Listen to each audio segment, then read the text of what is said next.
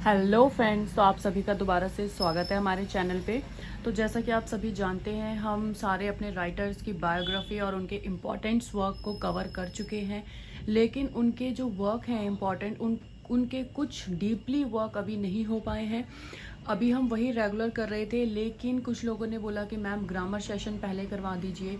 तो ठीक है, अब हम ग्रामर सेशन कवर करते हैं। देखिए, ग्रामर पोर्शन ज़्यादा नहीं है, ज़्यादा है लेकिन वो नॉर्मल है, जो आपने 6 to 10th पढ़ा ही होगा। ठीक है, तो उसको इतना डीपली जाने की ज़रूरत नहीं है, वो सब आप कर लेंगे। I know you, I believe on you. Okay, तो जो मेन चीज़ें हैं जो मतलब ज़्यादा पूछी जाती है, देखिए अगर आप मास्टर्स के एग्ज़ाम दे रहे हैं, ठीक है, तो ये चीज़ें इतनी इंपॉर्टेंट नहीं है, मैं आपको पहले ही बता दूं। ठीक है, बस आप एक बार अपने माइंड में रख लेना, अदरवाइज डीपली जाने की ज़रूरत नहीं है। लेकिन अगर आप कॉम्पिटिटिव एग्ज़ाम दे रहे हैं तो ये बहुत ज़रूरी है। ठीक है, ये आपको बहुत अच्छे से समझ के करके जाना है।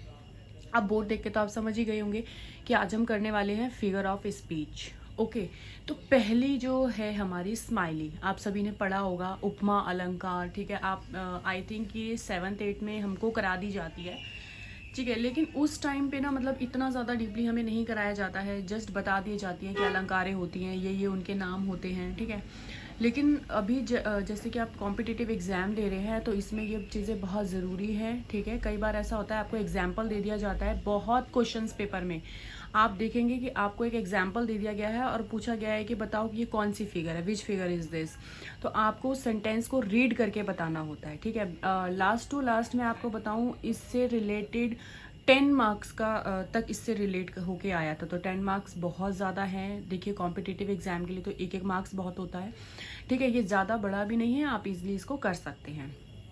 पहला जो है हमारा स्माइली, जिसको हम उपमा अलंकार बोलते हैं। ठीक है, द इरेज हो गया है, रियली सॉरी, वहाँ पे आएगा the great Khali look as strong as an ox. आप सभी जानते हैं कि ठीक है, जो खली है वो बहुत ही ज़्यादा स्ट्रॉन्ग है। ठीक है, लेकिन हमें उनको किसी की उपमा देनी है, किसी की भी उपमा। जैसे हम बोलते हैं ना कि किसी किसी को बोलते हैं यार तुम तो चांद जैसे सुंदर हो। ठीक है, तो हमने उसको किसकी उपमा दे दी? चांद की उपमा दे दी। यहाँ पे हम खली को किसकी उपमा दे रहे हैं? ऑक्स की उपमा दे रहे हैं। ठीक है, तो जब भी किसी भी चीज़ को उसकी उपमा दी जाती है तो हम उसको स्माइली बोलते हैं फिगर ऑफ स्पीच में। ठीक है, मतलब कि उपमा अलंकार बोलते हैं। Second one is the metaphor, जिसको हम रूपक अलंकार बोलते हैं।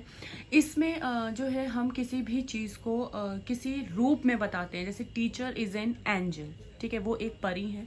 और you have a heart of gold. अब अगर हम किसी को बोलते हैं you have a heart of gold, that means not कि उसका जो हार्ट है वो रियल में गोल्ड का है। ठीक है, नहीं होता है गोल्ड का। तो लेकिन हम उसको यहाँ पे क्या उसका रूप दे रहे हैं कि वो गोल्ड के जैसा है। ठीक है, थर्ड वन इज एलिट्रेशन, जिसको हम अनुप्रास अलंकार बोलते हैं। अनुप्रास अलंकार की पहचान क्या होती है? जिसमें जो वर्ड है वो इस वर्ड नहीं, अल्फाबेट जो है वो बार बार रिपीट हो।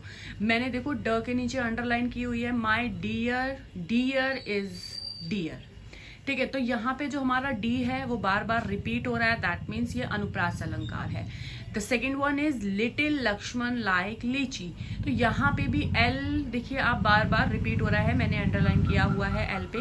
तो ये इसको पहचानना बहुत आसान हो जाता है यहाँ पे कि वर्ड नहीं, अल्फाबेट जब रिपीट हो रहा हो तो उसको हम अनुप्रास अलंकार बोलते हैं। And the next one is hyperbole, अतिशयोक्ति अलंकार। ये सब तो आपको मतलब बहुत ही अच्छे से पता होगा, अतिशयोक्ति। ठीक है, जैसे लोग बहुत लंबी लंबी फेंकते हैं, यार ये तो बहुत फेंक रहा है, तो उसको हम बोलते हैं अतिशयोक्ति अलंकार। जैसे कि अब हम इसमें एग्जाम्पल मैंने दिया है, I am so tired I could sleep for a year. मैं इतनी थकी हूँ कि मैं 1 साल तक अब सोऊंगी। तो क्या कोई इंसान 1 साल तक सो सकता है? नहीं। लेकिन हमने बहुत बढ़ा चढ़ा के जब हम किसी चीज़ को बोलते हैं उसको हम बोलते हैं अतिशयोक्ति, हाइपरबोल। जैसे my brother taller than the Qutub Minar. आप कोई कुतुब मीनार से तो लंबा नहीं हो सकता ना, लेकिन हमें यहाँ पे अतिशयोक्ति अलंकार का एग्जाम्पल दिया हुआ है। कई बार जैसे एग्जाम होता है उसमें जब हमें एग्जाम्पल देते हैं कि इसमें से बताइए अतिशयोक्ति अलंकार कौन सा है, या फिर आपको एग्जाम्पल्स दे के पूछते हैं कि ये किसका अलंकार है। ठीक है, मतलब क्वेश्चन को ना रोटेट कर देते हैं। ओके, फिफ्थ वन इज एनोसेंस, जिसको हम बोलते हैं स्वर साम्य।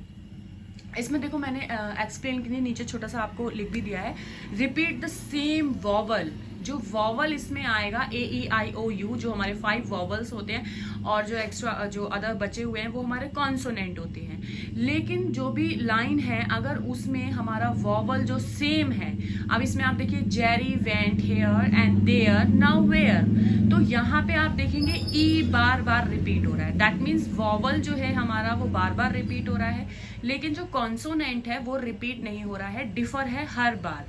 ठीक है, तो जब हमारा कॉन्सोनेंट डिफर हो बट वॉवल सेम हो, बार बार रिपीट हो रहा हो, तो उसको हम एसोसेंस मतलब स्वर साम्य बोलते हैं।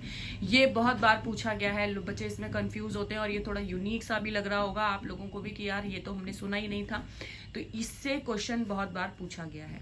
अब 6th जो है हमारा वो आ जाता है लिटोटे, मतलब कटाक्ष अलंकार। जैसे बोलते ना यार तुम तो बहुत कड़वा बोलते हो, मतलब इतना भी नहीं था आप। ठीक है, अगर से हमें किसी का काम नहीं पसंद में आया तो हम उसको नॉर्मली बोल देंगे यार तुमने ये काम ठीक नहीं किया है। ठीक है, हम उसको अच्छे से भी बोल सकते हैं, लेकिन बोलते ना ताने मारना इस टाइप का कुछ अगर कोई बोलता है, जैसे you are not a beauty queen, okay, तो हम उसको ये भी बोल सकते हैं कि यार नहीं यार तुम ठीक हो, बट हाँ ब्यूटी क्वीन तो यार अलग ही है। ठीक है, तो हम उसको अच्छे वे में भी बोल सकते हैं, लेकिन किसी को ताना मारना इस टाइप से बोलना तो उसको हम कटाक्ष अलंकार बोलते हैं, द फिगर ऑफ स्पीच।